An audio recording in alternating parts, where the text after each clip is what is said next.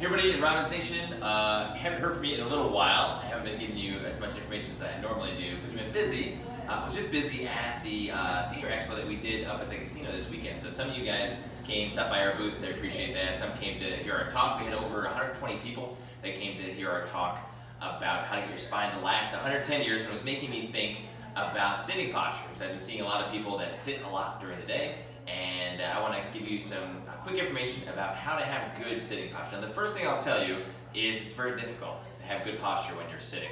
It's easier to have good posture when you're standing. That's why we push a lot of people to standing desks, because that's a longer conversation. For now, I want to try to go over, if you do have to sit for long periods of time during the day, or even short periods of time, I want to show you how to do that with a little bit better success. So if you've ever heard us talk about how to get your spine to last 110 years, a lot of it involves this pole. So neutral spine is good posture. So what does that mean? It means if you put a pole on your back, it should touch in 3 spots: tailbone, mid-back, and then the back of your head.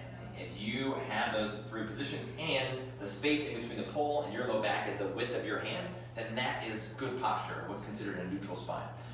It's easier to do it standing, harder to do it sitting. So what we need to do is you need to be able to assume that posture, same thing standing as you do sitting. So if I was going to sit down, let's say I had my computer desk set up, or even when you're driving in the car, it's very important you're doing a lot of sitting, obviously when you're doing that.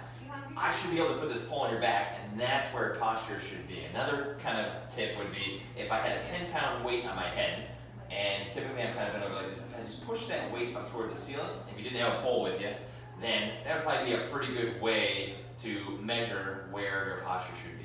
And then just kind of staying in this position for long periods of time, building up the muscles that you need in order to assume good posture, as well as doing the things that you have to do while being in that posture. So a lot of people are on their phones or even on computer screens that are down like this.